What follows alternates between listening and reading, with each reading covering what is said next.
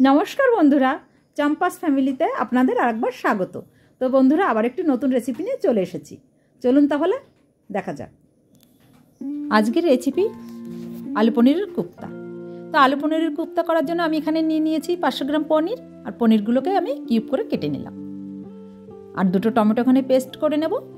আর শুকনো খোলায় দিয়ে দিলাম কাজুগুলো আমি ভালো করে টেলে নেব এখানে। তো আমি কাজুগুলো এখানে ভেজেও নিয়েছি। আর এখানে আমি আলু কেটে রেখেছিলাম ডুম করে, আর পনিরগুলো কেটে রেখেছি। তো পনিরগুলো ভালো এখানে শেপ হয়নি। আর মশলা নিয়ে নিয়েছি কাঁচা লঙ্কা, পোস্ত, আদা। আমি এটাকে শিলে ভালো করে মিহি করে বেটে নেব। আর এখানে একটা সিক্রেট মশলা তৈরি হবে, তার জন্য আমি নিয়েছি কিছু উপকরণ। আর উপকরণগুলোই আমি শুকনো খোলায় ভেজে নেব। তো আমি শুকনো খোলায় দিয়েও দিলাম। আর এটাকে আমি ভেজে নেব। ভেজে আমি নামিয়ে নেব। নিয়ে আমি এটাকে গুঁড়ো করে রেখে দেবো। রান্নার শেষে এটা ব্যবহার হবে।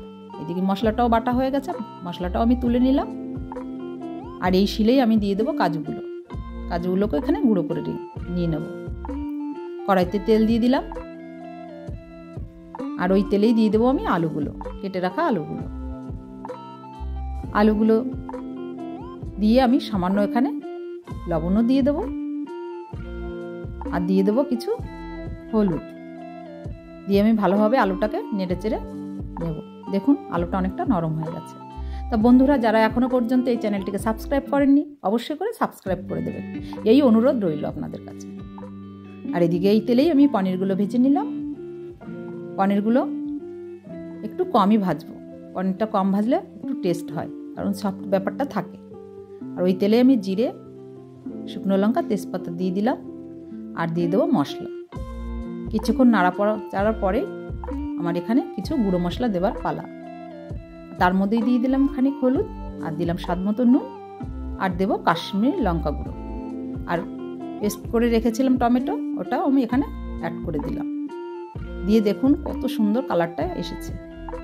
আর এদিকে আলুগুলো দিয়ে আমি ভালোভাবে কিছুক্ষণের জন্য নেড়ে নেব। নিয়েই দিয়ে দেবো আমি 1 চামচ মতো ধনিয়া গুঁড়ো, 1 চামচ মতো জিরে গুঁড়ো। আরও কিছুক্ষণ আমি এখানে নেড়ে নেব। আর উপর দিয়ে দেবো আমি কাজুর গুঁড়োগুলো। আর দিয়ে দেবো এখানে কিছুটা বাটার। তা আপনাদের ঘরে বাটার থাকলে অবশ্যই করে একটু বাটার দেবেন। পনিরে বাটার দিলে একটা টেস্টি বা ফ্লেভার দুটোই আসে। তো আমি বলবো বাটারটাকে আপনারা অবশ্যই ঘরে থাকলে দেবে। আর এইদিকে নেড়ে চেড়েই আমি কিছুটা জল দিয়ে দিলাম, গরম জল। আর আমি 5 মিনিটের জন্য ফুটতেও দিলাম। এখানে দেখুন ফুটেও এসেছে। আমি ভেজে রাখা পনিরগুলো এখানে দিয়ে দেবো। তো এরকম একটা নিরামিষের দিন যদি রেসিপি হয়, তাহলে আমাদের আর কি চাই।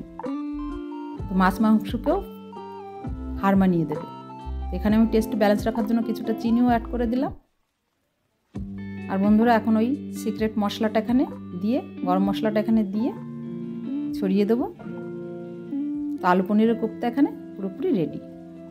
আপনারা চাইলে ভাত বা রুটি যে কোনো কিছুর সঙ্গেই আপনারা খেতে পারেন। তো ভিডিওটি ভালো লাগলে অবশ্যই করে একটা লাইক করে যাবেন।